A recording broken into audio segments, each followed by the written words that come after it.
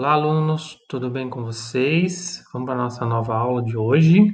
Vamos agora aprender um ponto muito importante do nosso curso de eletromagnetismo, que é a indução eletromagnética.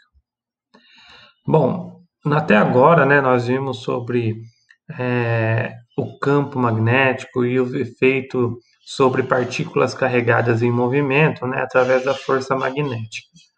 E aí nós vimos que um fio condutor em movimento, então ele vai assim estar sob a ação de um campo magnético uniforme externo, né? Ele vai fazer atuar com uma força magnética dada pela regra da mão direita. E aí nós vamos ver esse caso, então, eu tenho um condutor reto aqui, ele tem os elétrons de condução, né? E aí eu estou movendo ele com uma velocidade v sobre um campo magnético uniforme externo, tá? Então aqui tem uma vista mais de cima, lateral.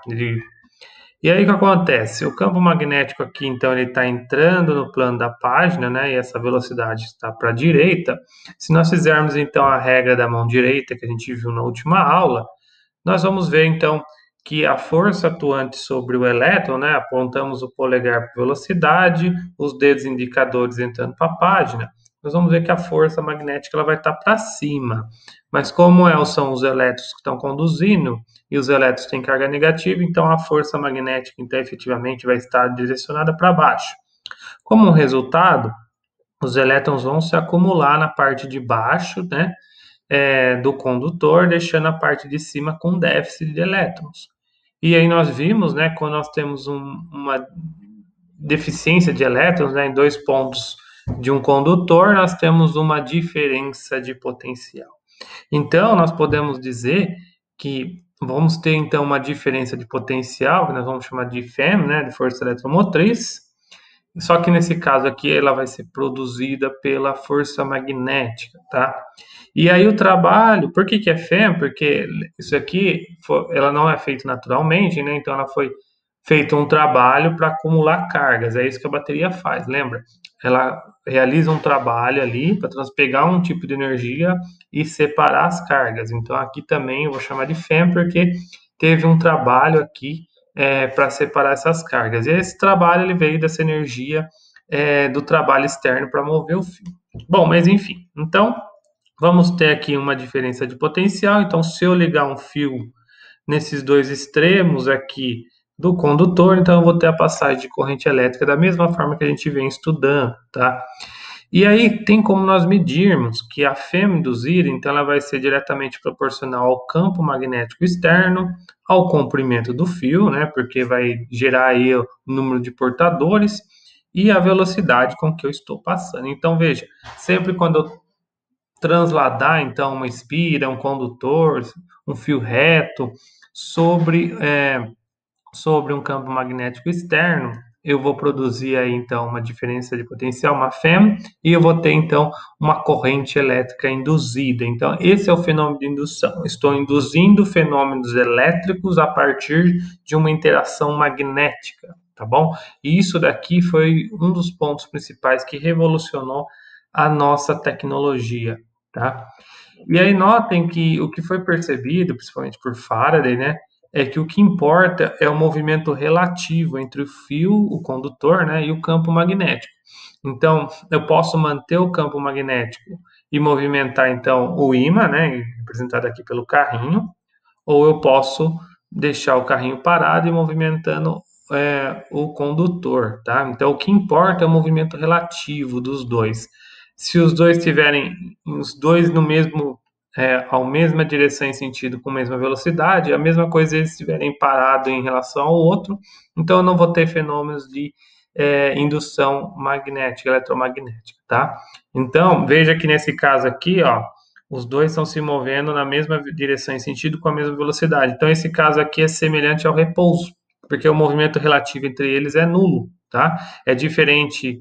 Esse caso aqui também é diferente desse caso, né? Que o fio está em repouso, o carrinho se movimentando, e também aqui é semelhante, tá bom? Então, é um movimento relativo entre eles, tá? Depois, mais para frente, o Einstein atacou isso para propor a sua teoria da relatividade e a gente vai ver mais para frente o que isso implica, tá? mas aqui o importante é o movimento relativo. Aí é o seguinte, para analisar de forma mais robusta esse fenômeno de indução, né, fenômenos magnéticos interagindo com fenômenos elétricos, nós vamos entrar com o conceito de fluxo. O conceito de fluxo, ele vem da matemática, tá? E é assim, eu tenho uma superfície, uma área qualquer aqui, e aí eu vou contar então as linhas de uma função vetorial que atravessam essa área, tá? Então eu vou começar a contar, e aí o produto da área com as linhas que atravessam essa área, eu vou chamar de fluxo, tá? Aqui de fluxo magnético, então eu vou chamar de as linhas de campo magnético B que atravessam uma área superficial A, tá?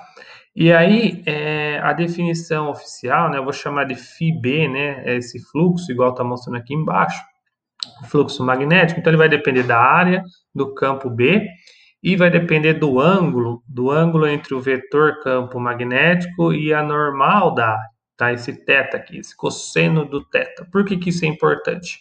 Porque se a área estiver perpendicular, se esses dois vetores estiverem perpendicular, né, eu não vou ter linhas atravessando a área, então o fluxo vai ser zero. Então ele vai ser mínimo, mas se eu estiver, esses dois vetores, né, o B e o N aqui, eles estiverem em 0 graus, eu vou ter o máximo de linhas atravessando. Então, eu vou chamar então que o fluxo vai ser máximo, tá?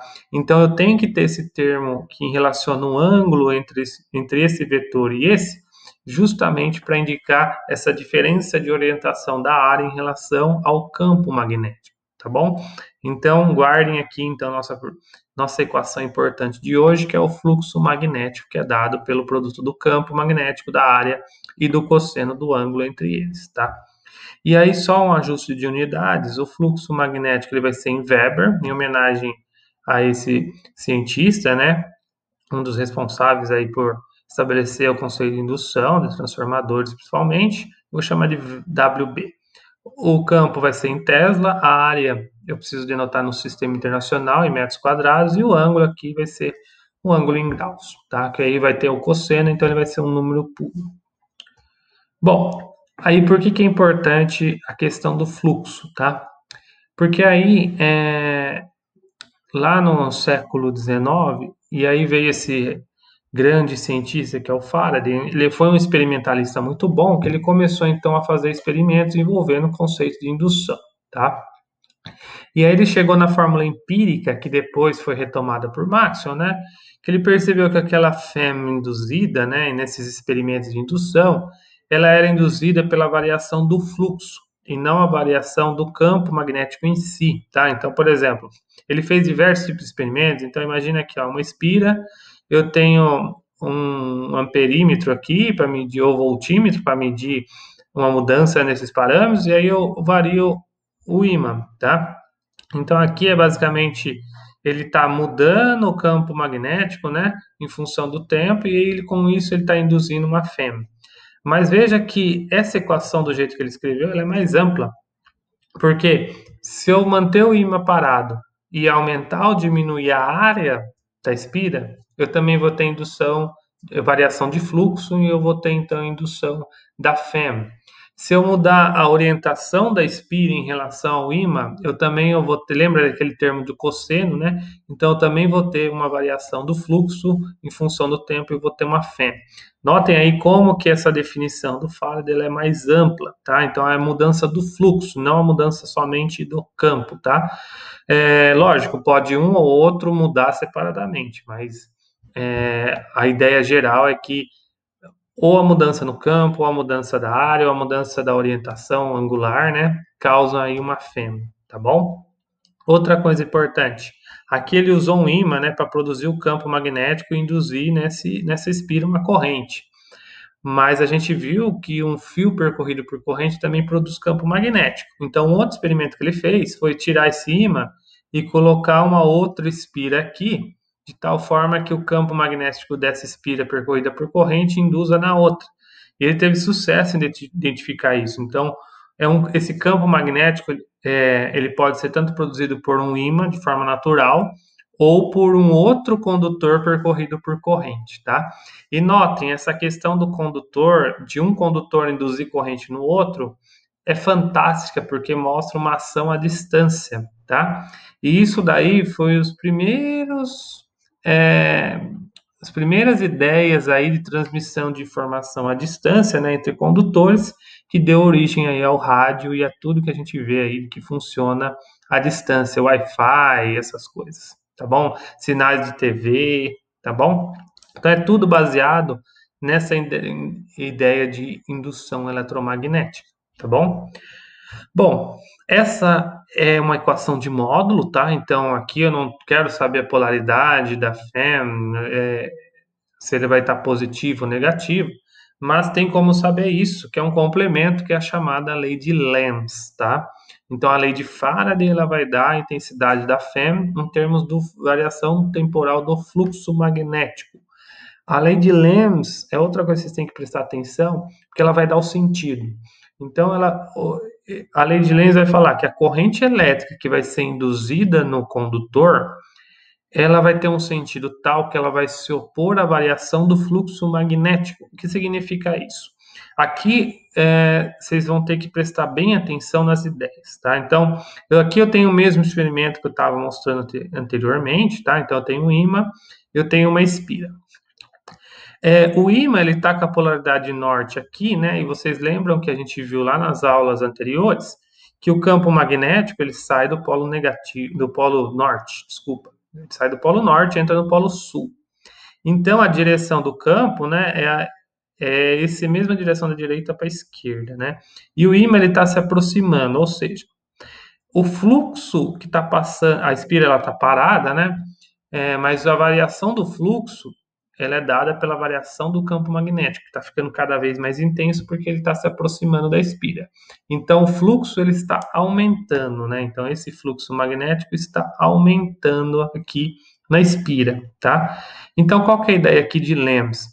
Eu tenho que induzir uma corrente aqui, nesse fio, que vai se opor ao aumento da variação do fluxo. O que está causando a mudança do fluxo é justamente o aumento do campo B, tá? Ele está com essa direção daqui da direita para a esquerda. Para compensar isso, então eu tenho que induzir um campo B no fio, né? Produzido pelo fio, da esquerda para a direita, tá? Então o ímã ele produz um campo magnético nesse sentido, então o fio tem que produzir um campo magnético aqui no centro da espira desse sentido. E aí nós usamos a regra da mão direita, nós vemos que eu só vou produzir um campo da esquerda para a direita, né, nesse sentido aqui do fio, se eu fizer esse sentido da corrente no sentido aqui anti-horário, tá bom? E aí eu convido vocês a usarem essa mesma ideia para ver que se o ímã estiver se afastando, o sentido da corrente é horário, tá? Porque aí o campo magnético está diminuindo, então o campo magnético induzido por essa corrente tem que ser a favor do campo, tá? Tem que ser da direita para a esquerda. E aí a gente só consegue fazendo um sentido horário, tá bom? Então, em termos práticos, a lei de Lenz ela vai adicionar um negativo aqui na lei de Faraday, né? Justamente indicando aí a oposição do fluxo, tá? Mas eu ressalto aqui que é o fluxo. Depois a gente vai fazer um exemplo para denotar isso, tá? Bom, essa ideia de fluxo, ela se aplica à eletricidade também? A resposta é sim, a gente já viu isso. A gente já viu com a lei de Gauss, tá? Então, a ideia do fluxo aqui na lei de Gauss é contabilizar quanto de linhas de campo elétrico saem nessa superfície, tá? E aí o Gauss mostrou que o fluxo elétrico, aqui vai ser a mesma definição, né? O campo elétrico, área e o cosseno do θ aí que tem a mesma ideia da orientação. Só que o Gauss, aqui é bem legal que o Gauss ele foi além, porque ele mostrou que se a superfície é fechada, tá? Aqui, lá no campo, no fluxo magnético, já não estava com essa preocupação, mas aqui, se a superfície for fechada, ele mostrou que o fluxo elétrico só depende da carga que está lá dentro, tá? Então, essa daqui é a carga em volta, aqui dentro, tá? Dividido por essa constante da permissividade elétrica, tá? E isso é possível porque existem monopolos elétricos. Eu consigo separar ali uma carga positiva e uma carga negativa, tá? E aí, então, isso daqui é uma equação muito importante do eletromagnetismo, porque facilita muito você calcular campos elétricos de condutores extensos, corpos extensos. Então, é simplesmente assim, você vai pegar uma superfície qualquer, imaginária, e fazer e contabilizar o fluxo elétrico dela, eu só vou ter uma dependência aqui com a carga que está lá dentro, tá? Não vai depender da área. O fluxo elétrico não vai, o fluxo total dessa superfície fechada não vai depender da área. Se eu pegar uma área maior, uma área menor, tanto faz. O que vai depender é da carga envolta lá dentro, a menos de uma constante elétrica aqui, tá bom?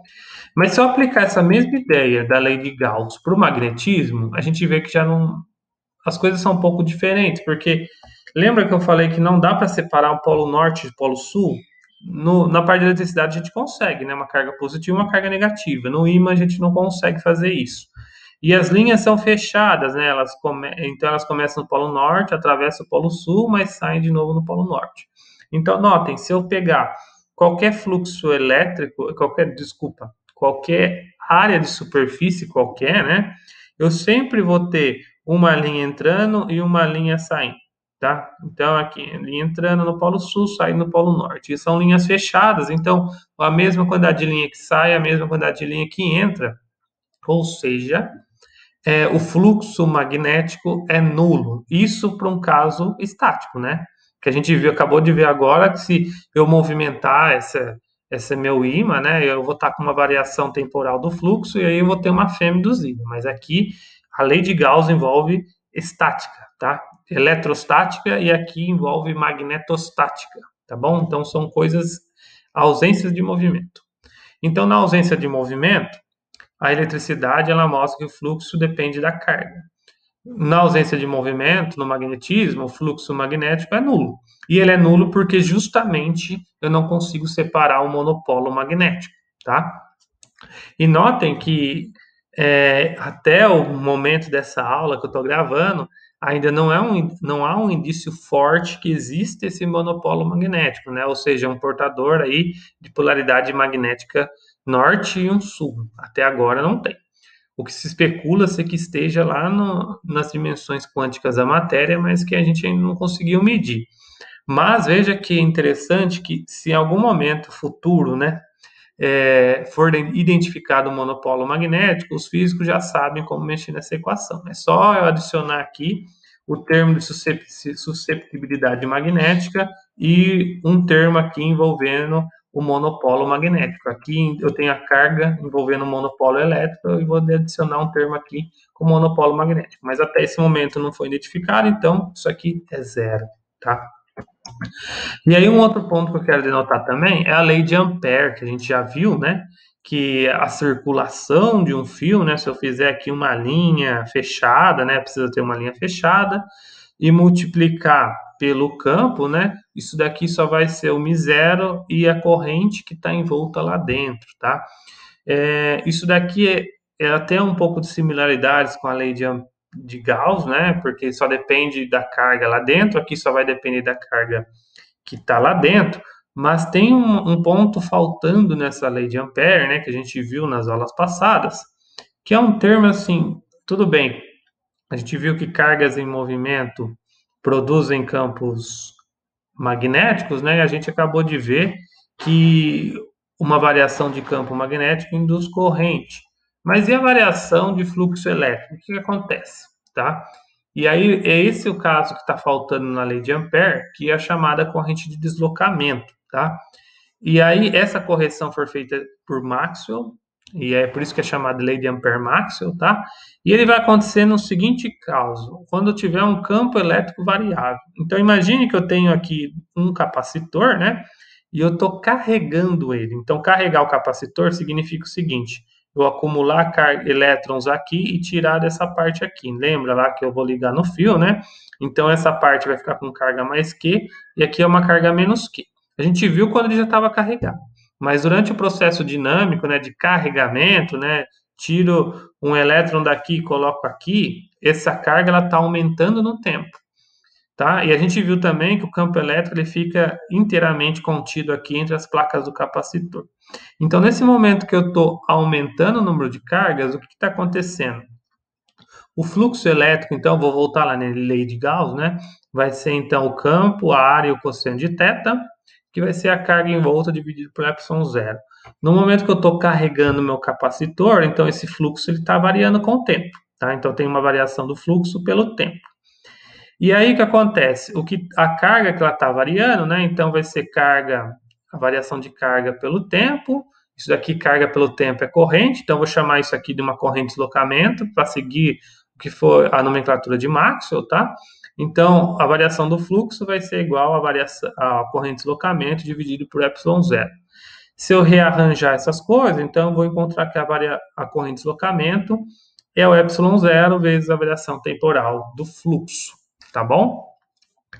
E aí eu posso então agora complementar lá, como isso aqui é uma corrente, né? Eu posso complementar a lei de Ampère inserindo esse termo aqui da corrente de deslocamento, tá? Então isso aqui é a lei de Ampère, né? A circulação é o campo vezes a variação de comprimento. Isso aqui vai ser o μ0, permeabilidade magnética vezes a corrente de deslocamento. E aí eu vou então colocar esse termo, vai ficar então μ0 ε0, variação temporal do fluxo elétrico, tá? Então, notem, vejam as simetrias da natureza. A variação, a lei lá de Faraday e Neumann mostra, junto com a lei de Lenz, mostra que a variação do fluxo magnético produz uma FEM. Aqui eu estou falando que a variação do fluxo elétrico produz um campo magnético. Então, magnetismo e eletricidade são faces da mesma moeda, tá bom? Bom, e aí chegamos aqui no famoso trabalho de Maxwell, tá? Então a importância do Maxwell aqui, ele é a mesma importância do Newton lá para a mecânica, tá? Então o que o Maxwell fez? Ele foi um matemático, então apesar de Faraday ele ter dado contribuições importantes, o Faraday ele não tinha muitos estudos na área de matemática. Já o Maxwell, ele já sabia os trabalhos de Faraday, ele era bem de vida, né? Então ele teve condições de estudar, então ele era um matemático muito bom. E o que ele fez? Então ele reuniu todos os trabalhos de quase um século inteiro aí com Faraday, com Ørsted, com Ampère, enfim, e ele juntou então todos os fenômenos elétricos, magnéticos, e a gente vai ver que inclui a óptica aí também, em 4 equações. Então é por isso que é famoso isso daqui, tá? As 4 equações são as seguintes, a gente já viu elas. Então é a lei de Gauss da eletricidade, né? Então o fluxo elétrico, que é o campo, a área e o cosseno de θ, é igual a carga dividida pela permissividade elétrica, tá? Isso daqui, ele mostra que existem monopólios elétricos e uma carga elétrica produz um campo elétrico, tá bom? Então, tudo então que a gente viu lá no primeiro bimestre se resume a essa equação. Porque aqui eu tenho a carga elétrica junto com as propriedades dela, o campo, e aí eu vou ter uma interação, a força, a lei de Coulomb, então eu vou ter aquela questão de potencial, tudo se resume então a essa equação. Nessa aula a gente viu então a lei de Gauss do magnetismo, né? Então, aqui eu tenho a eletrostática, aqui eu vou ter a magnetostática, ou seja, o fluxo magnético de um ímã, né, de uma situação estática, então esse é o campo vezes a área vezes o cosseno é igual a 0, tá? Porque eu não tenho aqui monopolos magnéticos. Então essa segunda equação mostra que não dá para separar os polos de um ímã, tá? A terceira é a lei de Ampère-Maxwell, e aí agora eu vou colocar então a circulação, né, em torno de um fio, né? Ele vai depender então do campo magnético, da variação da circulação. Ela vai ser só dependente do μ0, da permeabilidade magnética e da corrente que está lá dentro. E essa corrente que está lá dentro dessa circulação é a corrente normal, né, produzida pela variação temporal da carga no tempo, mais a corrente de deslocamento, que é o termo aí quando eu tenho a variação de fluxo elétrico, tá? Que é o caso lá do capacitor. E a última é a lei de indução de Faraday e Neumann, junto com o termo de Lenz, que é a variação temporal do fluxo magnético. O negativo aí dele vai dar a FEM induzida em um condutor, tá? Então, notem aqui, fenômenos elétricos, fenômenos magnéticos e um interagindo com o outro, e aí eu tenho agora o nome, agora eu posso falar o nome, eletromagnetismo, tá? Então são 4 equações que descreve o eletromagnetismo. E então o eletromagnetismo são partes indissociáveis da natureza, né? Então é como se fosse uma moeda ali que você tem duas entidades, cara e coroa. Esse é a eletricidade e o magnetismo, tá bom? E por que eu falei de óptica aqui? Porque vai ser o tema das próximas aulas. Naturalmente, dessas equações de Maxwell, surge a velocidade da luz, tá? E aí a luz é uma radiação, então ele vai conjecturar então que a luz é uma radiação eletromagnética composta por campos elétricos e magnéticos. E aí isso estende então todos os fenômenos de óptica que já eram estudados desde a época de Newton, né, de difração, refração, reflexão, tudo você coloca nesse mesmo bolo. Então, são 3 grandes áreas da física aí que são unificadas no eletromagnetismo, tá bom? Pessoal, então a aula de hoje é muito importante. Só para terminar ela, eu separei alguns exemplos, tá? Então eu tenho um avião aí inteiramente metálico de 25 metros de largura. Ele voa horizontalmente, né, numa velocidade de 540 km por hora, é muita velocidade, né? E aí eu tenho um campo magnético vertical aqui, valendo 4 vezes 10 a menos 5, né? É um campo magnético terrestre. Aqui é só para vocês terem uma ideia, né? Que a lataria aqui do avião ela geralmente é de aço, né? Ou superligas de níquel aí, e são condutores. Então, como que aplicaria, então, qual que é a fêmea induzida nesse caso, tá? Que é um caso aproximadamente real. Então, eu vou usar a lei de aquela equação, né, que a gente viu no começo da aula, né, que é a fêmea induzida aí em um condutor reto, né, assumindo aí somente as asas do avião. Aqui eu não vou se preocupar com a direção e sentido, né, a polaridade da fêmea, somente com o valor. O campo nós temos o valor do comprimento, a velocidade eu vou transformar em metros por segundo somente para adequar no sistema internacional, então tem que dividir por 3,6. Eu vou chegar no valor aí de 0,15 volts, tá? Veja que isso daqui não é tão pequeno, isso aqui dá para medir. Se você pegar um multímetro aqui entre as asas do avião, você consegue medir essa diferença de potencial. Então, é uma diferença de potencial sensível, apesar do campo magnético terrestre ser muito pequeno, tá bom? E você só explica isso, então, em termos de eletromagnetismo. Inclusive, esse é um dos pontos por que a cabine interna do avião, né, onde ficam os passageiros e, o, e os tripulantes, ela é isolada eletricamente da parte externa, porque isso aqui pode provocar choques, tá bom? Agora tem um outro caso, ó. Eu tenho esse ímã que ele está chegando aqui no solenoide, e o solenoide é ligado num resistor R. Eu quero saber o sentido da corrente induzida, se ela vai de C para D ou de D para C, tá? Aqui a gente vai ter que usar a lei de Lenz, e como a lei de Lenz ela é muito detalhada, eu gostaria que vocês prestassem atenção nessa sequência de ideias, ó. Então o ímã está chegando com o polo norte aqui. A gente viu, que o campo ele sai do polo norte. Então a direção do campo é nessa direção aqui. Como ele está se aproximando do solenoide, então o fluxo magnético desse ímã aqui está aumentando, tá? Então qual que é a ideia aqui? A lei de Lenz ela fala então que a corrente induzida aqui ela tem que se opor à variação do fluxo. Se o fluxo está aumentando devido ao campo, então a corrente que vai aparecer aqui ela tem que produzir um campo contrário para compensar esse aumento de campo. E aí vou cancelando, né? O fluxo fica constante.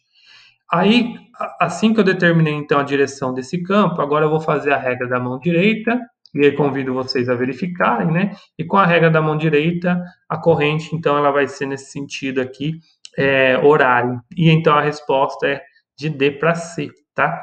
Então, sempre quando vocês encararem algum exercício envolvendo lei de Lenz, primeiro vejam a direção do campo, depois se o fluxo está aumentando ou diminuindo, tá? E qual seria, então, a direção do campo que impediria que o fluxo variasse. Então, veja, aqui o fluxo está aumentando, mas se o ímã estivesse indo para trás, o fluxo estaria diminuindo, então esse campo B vermelho aqui teria que estar a favor do campo magnético do ímã para compensar essa diminuição do fluxo, tá bom?